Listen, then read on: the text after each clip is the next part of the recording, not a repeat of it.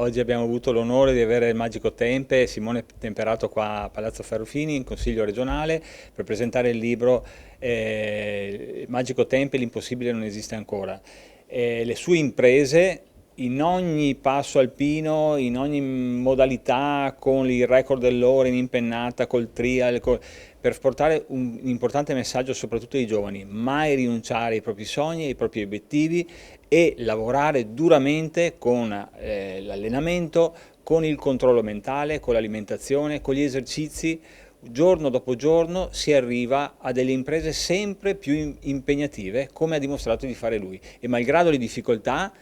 crederci e rilanciare. Questo per noi qua in Consiglio regionale è stata una soddisfazione di avere un bassanese come me, per cui una persona che ha fatto il record dell'ora in impennata proprio nel velodromo mercante di Bassano, ma poi un veneto che veramente ha portato questa sua caratteristica, questa sua peculiarità di essere un funambulo, di essere un equilibrista che in ogni modo ha scalato i passi alpini partendo dal Monte Grappa e poi arrivando a tutto l'arco alpino, proprio per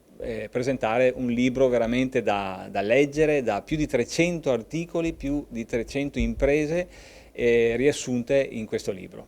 Da dove nasce o quando nasce la passione per la bicicletta? Beh, nasce da quando ero giovanissimo, ho iniziato con la bicicletta, poi man mano che diventavo sempre più bravo, diciamo così, ho iniziato a fare le gare poi fino ad arrivare al 2003 ho vinto il campionato italiano, di lì poi mi sono preso un anno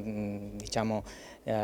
distante dalle gare e mi sono dedicato a un'altra passione che avevo, che erano quella di pedalare con una sola ruota con la mia mountain bike. Ma come nasce questa idea che per molti è considerata folle? Ma sai, è un continuo superare i propri limiti, no? E man mano che li superi vedi che comunque ci riesci e quindi cerchi sempre di alzare l'asticella della difficoltà, e quindi ho iniziato prima a togliere la ruota, poi fare le discese, poi ho tolto il manubrio, ho tolto le mani dal manubrio, insomma è stata una continua escalation fino ad arrivare insomma, a fare veramente delle cose particolari, delle cose difficili e direi molto acrobatiche, ecco, diciamo molto particolari e comunque molto apprezzate nell'ambiente del ciclismo. Prossima sfida?